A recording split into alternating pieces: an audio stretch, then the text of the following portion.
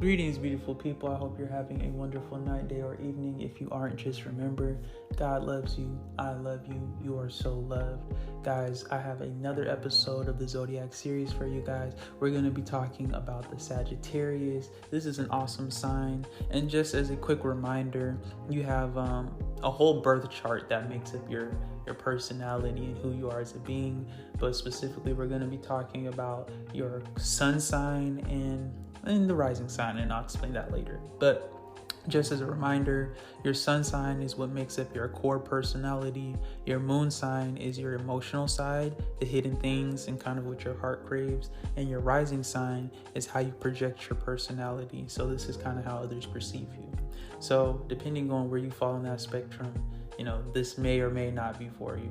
But anyone who was born in between November 22nd and December 21st, this is definitely for you because you are a Sagittarius. So let's just jump into this.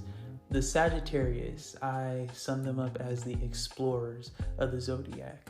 Their symbol is the centaur or the archer, and their element is fire, so they're a fire sign. Their ruling planet is Jupiter, and I believe their birthstones are topaz, turquoise, and citrine, and a couple other ones.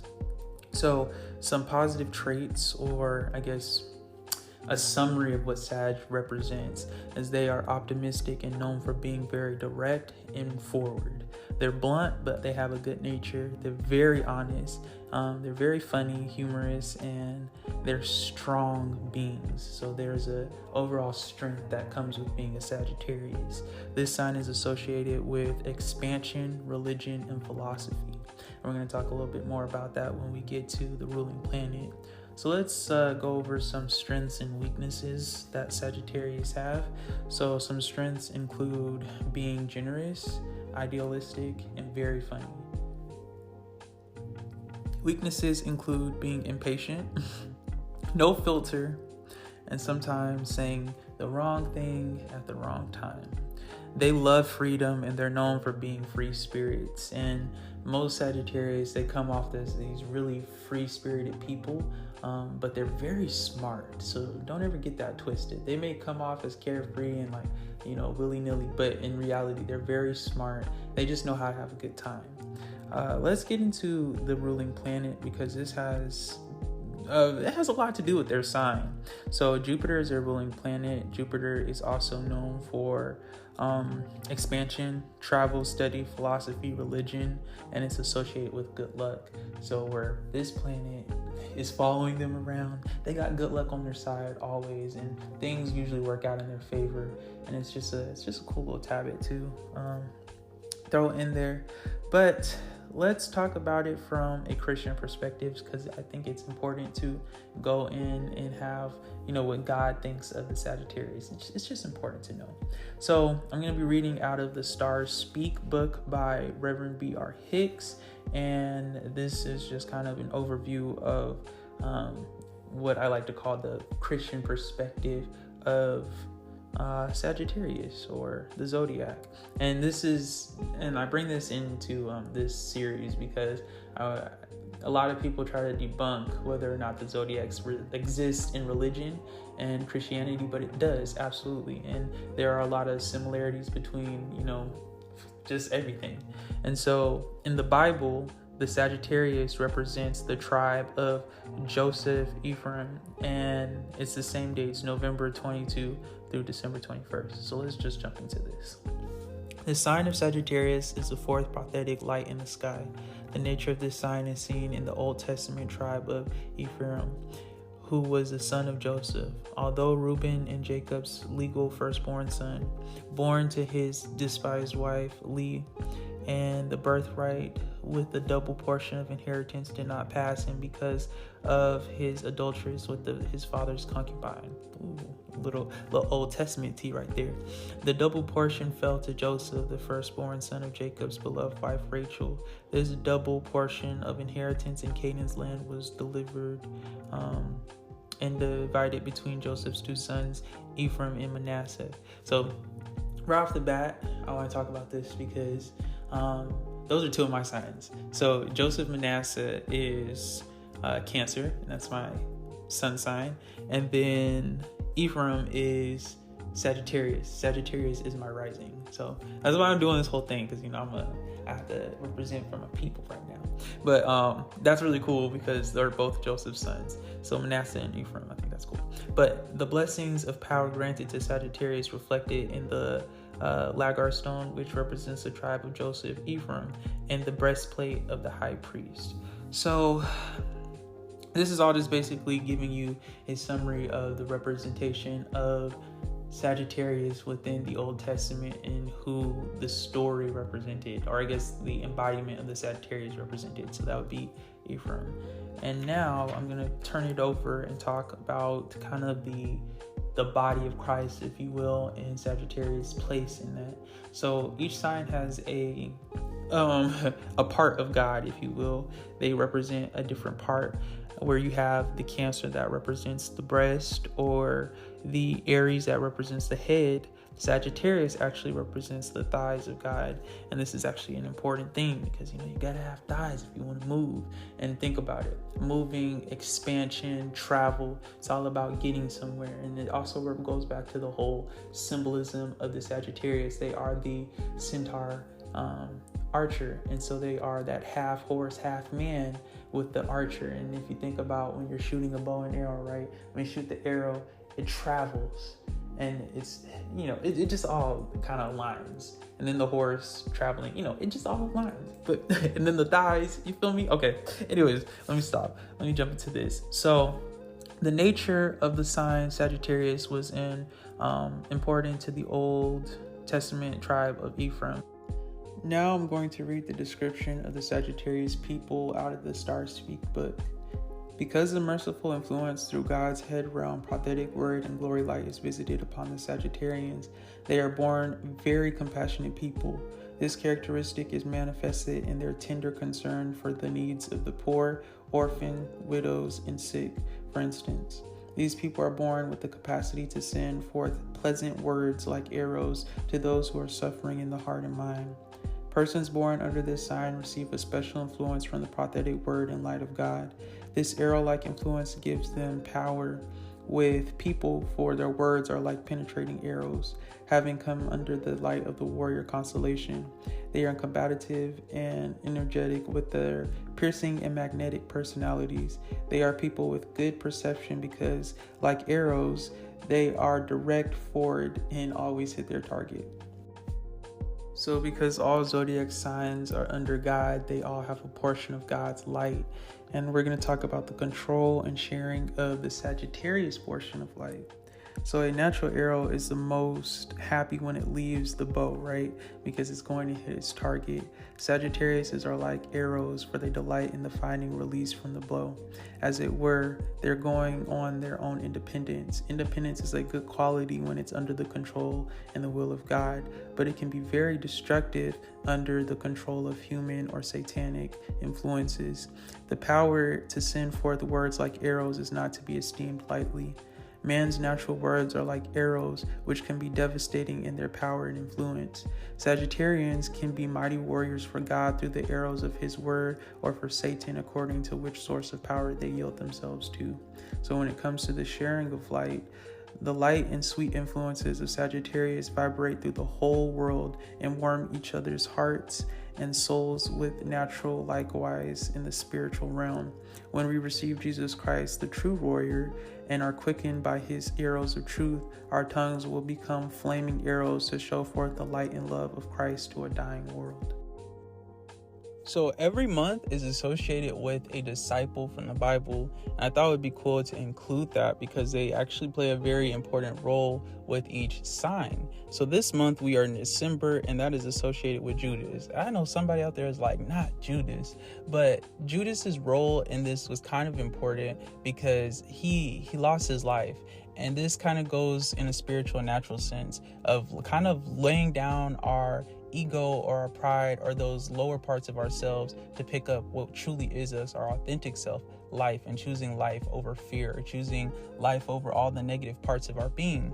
And so Judas was like I don't want to say sacrifice, but he was kind of like he just served as that propelling force to life.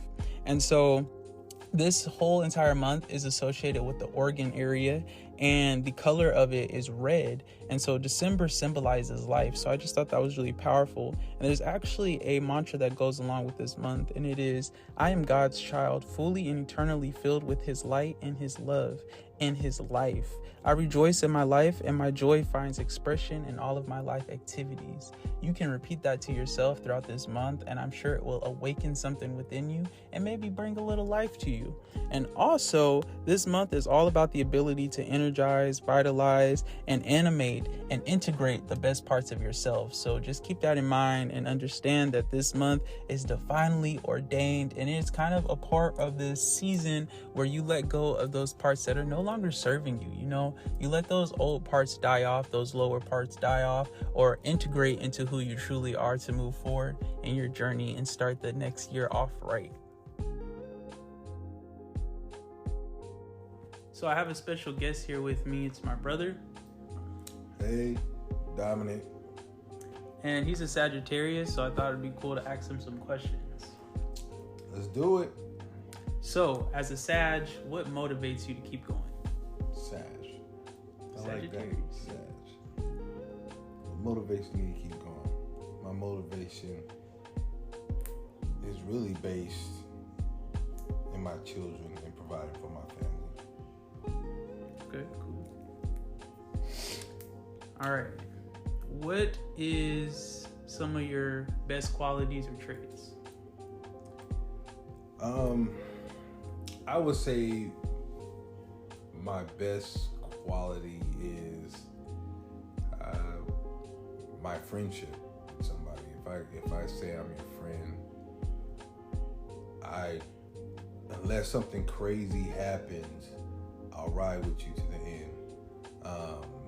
And when I say that, like, me and you can get in an argument, or me and a friend can have a disagreement, and it can be a bad disagreement. You can always come back from that with me, because I value my friendships, and those things mean a lot to me. Also, I think my belief in family is really strong. Okay, that's dope. So I definitely pick up the loyalty vibes there. That's what's up. All right, what are some of your worst traits or qualities? I can be a little rough around the edges. Sometimes I can be politically incorrect. I've been called stubborn at times. I don't believe that I'm stubborn, but I've been called it. I'm selfish. Interesting. Okay. I consider myself very selfish. Okay. You know, what I mean by that, before I give, I feel like you have to give to me first. And that goes for, that doesn't go for my kids. Right. Like it almost goes for everybody besides family outside of my wife. I understand that I am going to be giving my wife more. Okay. Like, if somebody comes in the dark alley and it's me and my wife, I'm expected to give my life, which I believe is more than anything she could give me. And I'm just being real. If I'm willing to give my life for somebody, it's not equal. Okay. I mean, do you consider that equal? I mean, I hope you guys give your lives for each other. But I see what you're saying. I respect it. All right. What do you think is something that is common amongst all Sagittarius? And that could be a good quality, good trait, or bad. I think the most common about us is, like, we're selfish. I think every Sagittarius I ever met is selfish until they're unlocked. And what I mean by that, going back to my wife had to unlock me, meaning she had to give to me first before I felt the need to give her anything, right?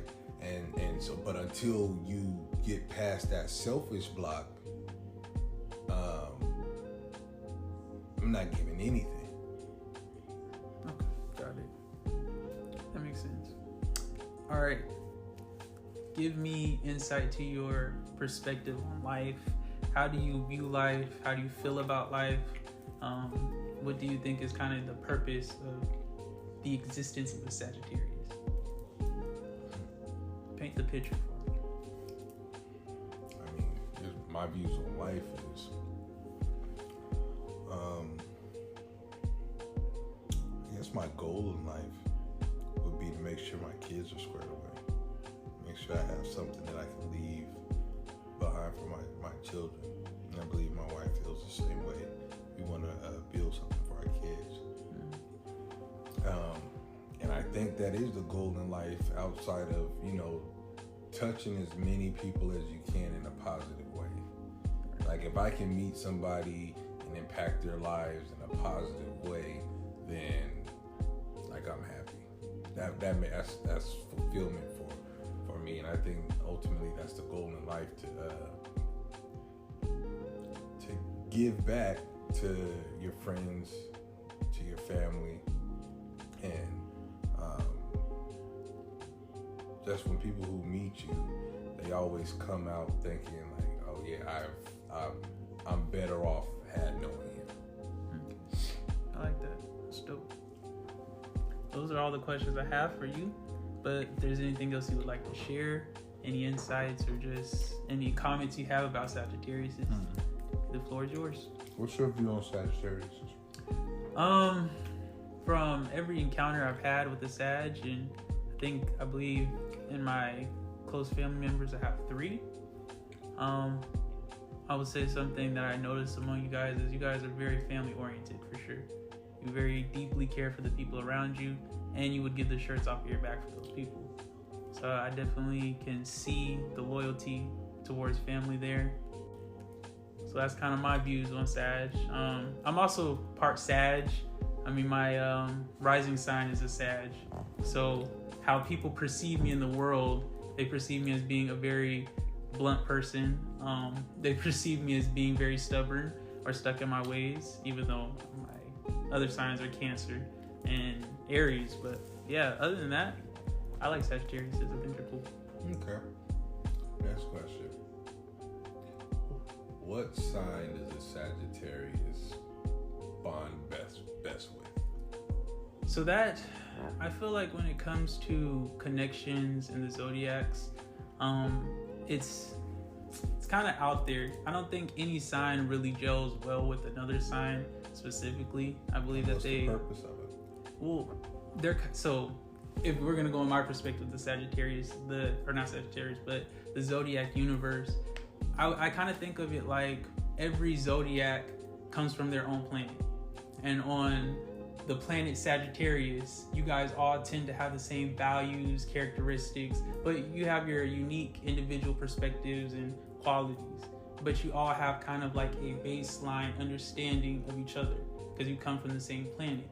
And so each planet, the planet Cancer or the planet Aries, it's like the same thing.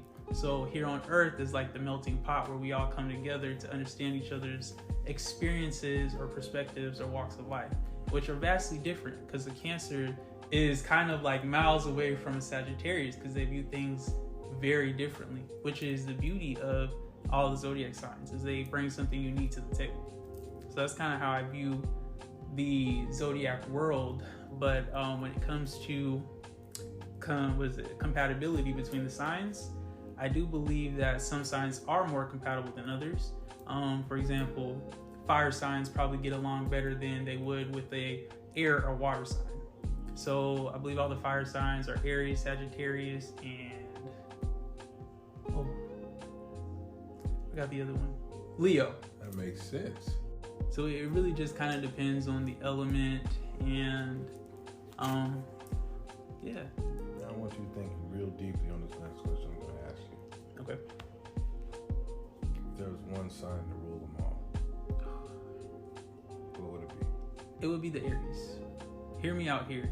Coming from a biblical standpoint, with the signs, each sign represents a different portion of the body or God. And in the head realm is Aries. They are the head of God in a sense. And give you context on that. Pisces are the feet. That's another water sign. So they represent two different realms in everything. So I would say Aries just because they are somewhat the leaders in a lot of different instances. And our father is an Aries man, and I know you see the leadership qualities in him. Although he's changed and evolved in a lot of different ways, he can be very fiery, or he was very fiery. So I would definitely say Aries would be kind of like the ruler zodiac sign. You know, that's me not being biased. But I can accept Aries. Okay. So who's contesting the throne? Well, that's the thing. I'm sure every sign would probably try to contest, except for certain signs. I don't believe Cancers would try to go for the throne. I don't think that's really their energy. I doubt Virgos would, unless it's Beyonce. Hey, I'm just saying, being real.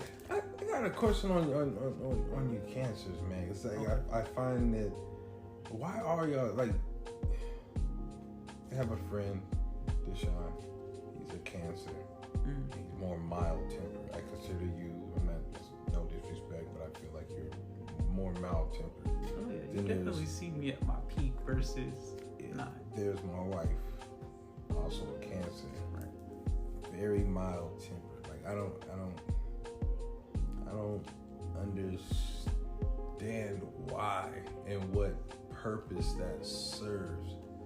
I would say for Cancers, it takes us a while to get to that point. We can kind of, coast through a lot of what I like to call BS. We can go through a lot without it making us or turning us into a different person. But the blow up can be detrimental. Right. The blow up when we get to that point can shake a lot of things up. But up until that point, I feel Cancers are good at putting themselves in other people's shoes, and viewing it from both sides and being able to go, I know what that feels like to be on that other perspective of the other side. So I'm not gonna, push the boundaries until it gets to the point where it's really negatively affecting me or, that said Cancer.